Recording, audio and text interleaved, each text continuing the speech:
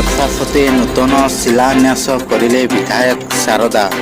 ନିଶ୍ଚିନ୍ତ କୋଇଲି ବ୍ଲକ ଜିଗ୍ମିପୁର ପଞ୍ଚାୟତର ଶ୍ରୀ ବଳଦେବଜୀଉ ମନ୍ଦିର ରୋଷଶାଲ ଗୃହର ଶୁଭ ଉଦ୍ଘାଟନ କରିବା ସହିତ ଶ୍ରୀ ବଳଦେବଜୀଉ କଲ୍ୟାଣ ମଣ୍ଡପର ଶୁଭ ଭିତ୍ତି ପ୍ରସ୍ତର ସ୍ଥାପନ ଏବଂ ଶ୍ରୀ ବଳଦେବଜୀଉ ଦୋକାନ ଗୃହର ଶୁଭ ଉଦ୍ଘାଟନ ଓ ଜିଗ୍ମିପୁର ଗ୍ରାମ ପଞ୍ଚାୟତ ସୁବିଧା କେନ୍ଦ୍ରର ଭିତ୍ତି ପ୍ରସ୍ତର ସ୍ଥାପନ ଉତ୍ସବରେ ଯୋଗ ଦେଇଥିଲେ ବିଧାୟକ ଶାରଦା ପ୍ରଧାନ।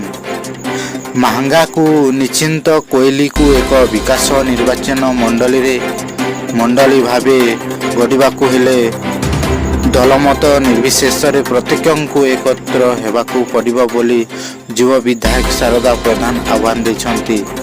ସେ ଗଣମାଧ୍ୟମକୁ କହିଥିଲେ, ଆଲୋପ ପ୍ରତ୍ୟାରୋପ ଭିତରେ ସାଧାରଣ ଲୋକଙ୍କ ପାଇଁ ନୂଆ ଯୋଜନା ବାବଦରେ ଆମ୍ଭମାନଙ୍କୁ ଅଧିକ ଚିନ୍ତା କରିବାକୁ ପଡ଼ିବ। ସେହିପରି ଅଞ୍ଚଳର ଶିକ୍ଷା, ସ୍ୱାସ୍ଥ୍ୟ, ଗମନାଗମନ, କୃଷି, ପାନୀୟ ଜଳ, ବିଜୁଳି, ସବୁ ପରିବାର ପାଇଁ ପକ୍କା ଘର ଯୋଗାଇଣ ଭଳି ମୌଳିକ ଆବାସ ଗୃହ ଯୋଗାଇ ଦେବା ପାଇଁ କହିଥିଲେ।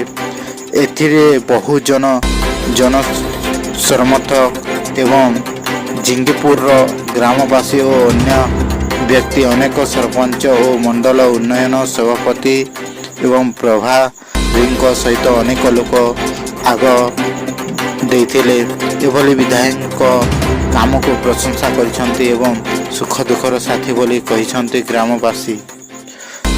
ମାହାଙ୍ଗାରୁ ସିଦ୍ଧେଶ୍ୱର ବଳଙ୍କ ରିପୋର୍ଟ, A4 ନ୍ୟୁଜ୍ ଓଡ଼ିଆ।